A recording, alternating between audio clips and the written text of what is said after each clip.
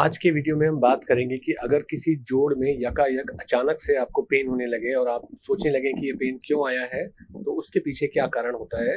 तो अगर किसी एक ही जोड़ में पेन हो रहा है तो उसका रीज़न कई सारी आर्थराइटिस की गठियाबाई की बीमारी होती हैं जो सिर्फ एक ही जोड़ में होती हैं। जैसे उदाहरण के तौर पे यूरिक एसिड बढ़ने पे पैर के अंगूठे में दर्द होने लगता है या दोनों में से किसी एक घुटने के अंदर पेन और सूजन होने लगती है, तो इसको हम मोनो आर्थ्रोपैथी कहते हैं।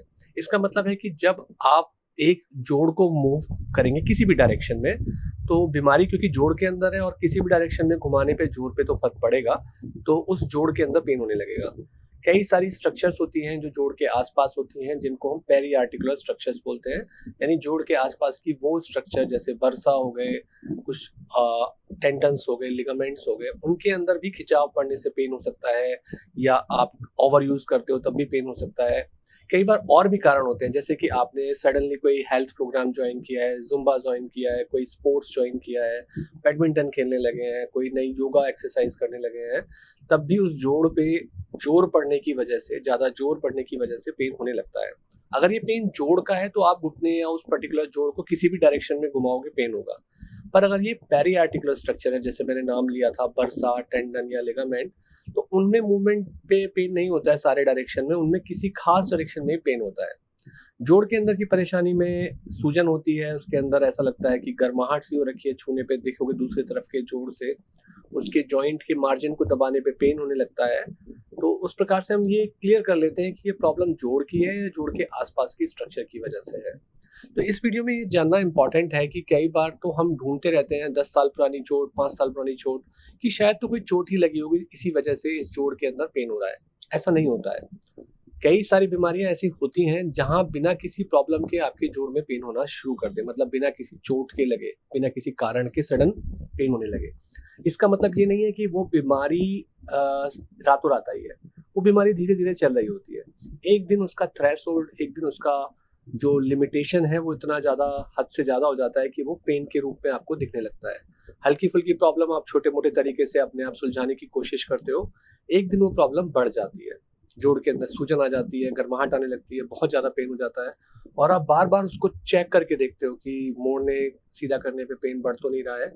जितना ज़्यादा आप उसको मोड़ोगे, सीधा करोगे, उसके अंदर पेन उतना ही ज़्यादा बढ़ता है, क्योंकि ये भी एक साइकिल होती है। एक सूजे हुए जोड़ को जितना ज़्यादा आप मूव करोगे, उसके अंदर ब्लड सप्लाई उतनी ज़्यादा हैम्पर्ड होती है और वो सूजन उतनी ज़्यादा बड़ी होती है।